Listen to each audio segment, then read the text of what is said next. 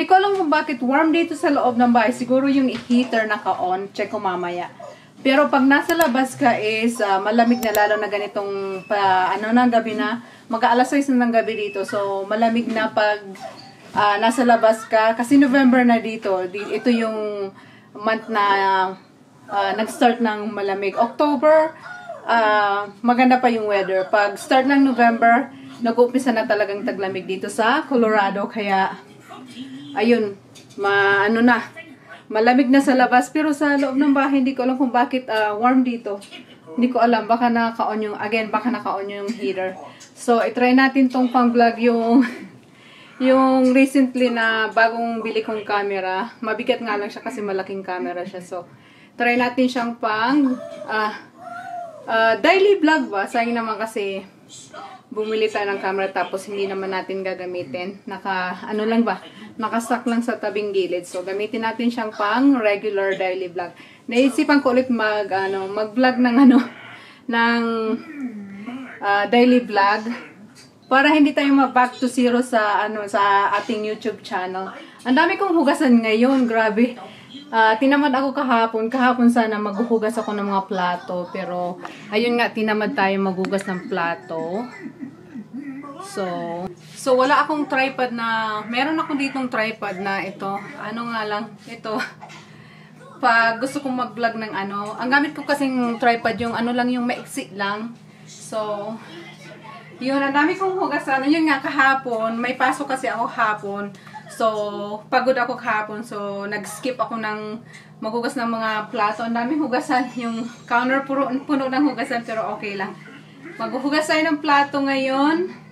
And then, nag-iisip ako kung ano pwede namin kainin ni Ayla ng dinner mamaya. Maaga pa naman 5:27 PM pa lang. So, siguro mag-start ako mag-isip ng kung anong lulutuin namin. Pagkain ngayong dinner is di ko alam, maraming frozen na gulay na manok or fish tingnan ko kung anong gusto kong gawin mamayang lutuin pang dinner. So puno tayo ng hugasan, yung kitchen medyo messy, ang daming hugasan. Hindi ko alam kung meron ako ditong mangga, nakalimutan kong kainin, ang tagal na nito, hindi ko alam kung okay pa siya, baka na sa loob, sira na siya. Check natin mamaya kung okay pa siya. Kainin natin yung mango kasi sayang. So, ayun nga, ang daming hugasan. So, gusto ko lang tong itry ng bagong camera. Bago lang to, kabibili ko lang to not too long ago. As a full-time job, mahirap lalo na pag may maliit kang bata or toddler ka, kailangan mo yung yung hours mo multitasking. So, mahirap yung may toddler ka tapos yung work mo is full-time. Hindi madali yon guys. So, ayun. Ang daming hugasan sa lalababo at saka sa counter. So, tingnan natin. Meron tayong dalawang, dalawang doon.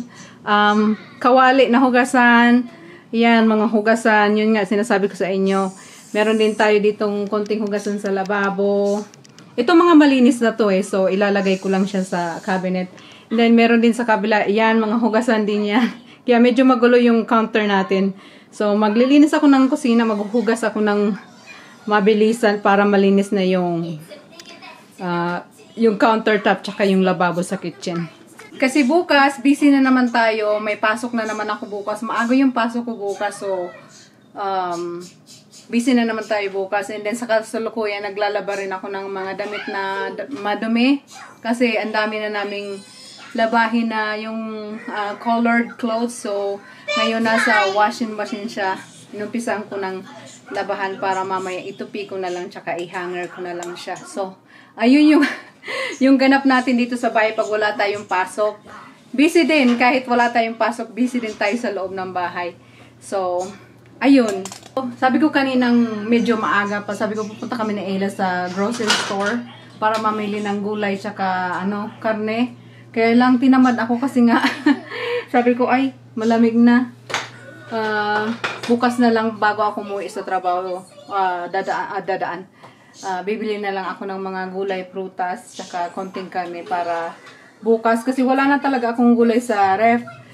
Gusto ko hindi ako nauubusan ng gulay sa bahay. So, nauubusan na ako ngayon ng gulay. Wala talaga akong gulay sa bahay. Meron akong gulay, kaya lang frozen, yung hindi fresh na gulay. So, bukas na lang ako bibili pagkatapos ko ng work. Bili tayo ng fresh na prutas saka gulay sa work.